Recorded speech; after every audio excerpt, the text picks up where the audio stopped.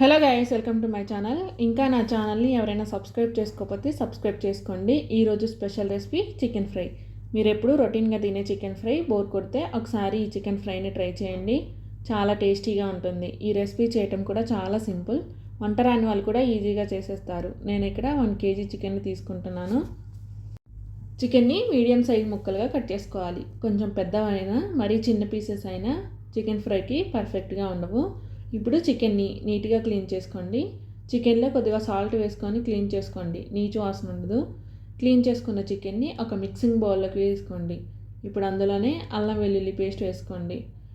Non veg curries ఎప్పుడు చేసినా ఫ్రెష్గా చేసుకున్న అల్లం వెల్లుల్లి పేస్ట్ వేసుకోండి, టేస్ట్ చాలా బాగుంటుంది. ఇప్పుడు 2 స్పూన్స్ సాల్ట్, 2-3 స్పూన్స్ కారం, 1/2 స్పూన్ పసుపు వేసుకుంటున్నాను.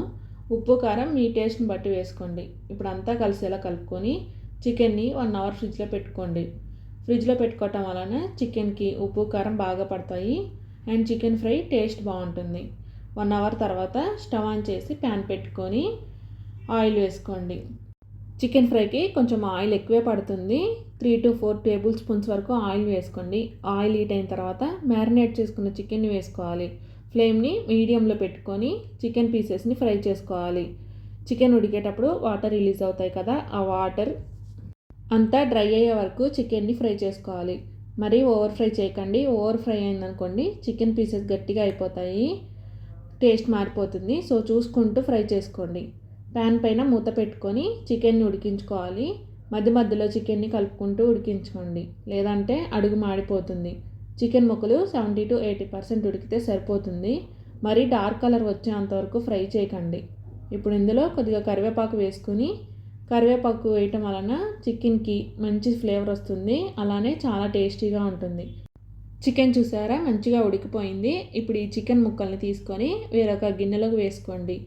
అదే ప్యాన్లో 2 స్పూన్స్ ఆయిల్ వేసుకోండి. నేనైతే చికెన్ ఫ్రైని అదే ప్యాన్లో చేస్తున్నాను. మీరు కావాలంటే వేరే ప్యాన్లో కూడా చేసుకోవచ్చు. ఆయిల్ హీట్ అయిన తర్వాత ఒక 2 మీడియం సైజు ఆనియన్స్ని సన్నగా కట్ చేసుకొని వేసుకోవాలి. గ్రేవీ ఎక్కువగా కావాలి అనుకుంటే ఇంకొక ఆనియన్ వేసుకోండి. తర్వాత 2 సన్నగా కట్ చేసుకున్న పచ్చిమిర్చి, కొద్దిగా కరివేపాకు వేసుకొని అంతా ఒకసారి కలుపుకోండి. ఆనియన్ ఫ్రై అయిన తర్వాత అందులోనే 2 స్పూన్స్ ధనియాల పొడి, 2 స్పూన్స్ గరం మసాలా లేదనుకుంటే చికెన్ మసాలా వేసుకోండి. తర్వాత 1 స్పూన్ జీలకర్ర పొడి వేసుకొని కలుపుకోండి. మసాలా అంతా మగ్గిన తర్వాత ఫ్రై చేసుకున్న చికెన్ ముక్కల్ని వేసుకోవాలి. చికెన్ పీసెస్కి మసాలా అంతా పట్టేలా కలుపుకుంటూ ఫ్రై చేసుకోండి. చికెన్ ఫ్రై చేసేటప్పుడు ఫ్లేమ్ని మీడియంలోనే ఉంచుకొని ఫ్రై చేసుకోండి. హై ఫ్లేమ్లో పెడితే చికెన్ మాడిపోతుంది.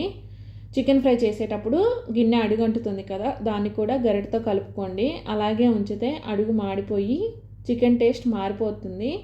సో చూసుకుంటూ 5-6 మినిట్స్ ఫ్రై చేసుకోండి. 5 మినిట్స్ తర్వాత మూత ఓపెన్ చేయండి. చికెన్ మంచి ఫ్లేవర్ అండ్ మంచి కలర్ వస్తుంది. ఫైనల్గా కొద్దిగా పుదీనా, కొద్దిగా కొత్తిమీర వేసుకోండి. చికెన్ ఫ్రై రెడీ అవుతుంది. చాలా టేస్టీ ఈజీ రెసిపీ. ఈ చికెన్ ఫ్రైకి కొత్త మసాలాలు ఏమీ తయారు చేయని అవసరం లేదండి. ఇంట్లో ఉన్న వాటితోనే టేస్టీ చికెన్ ఫ్రై చేయొచ్చు. బ్యాచిలర్స్ అయినా బిగినర్స్ అయినా ఈజీగా ఈ చికెన్ ఫ్రైని చేయొచ్చు. చాలా చాలా టేస్టీగా ఉంటుంది. ఒకసారి చికెన్ ఫ్రైని నేను చేసిన ప్రాసెస్లో ట్రై చేయండి.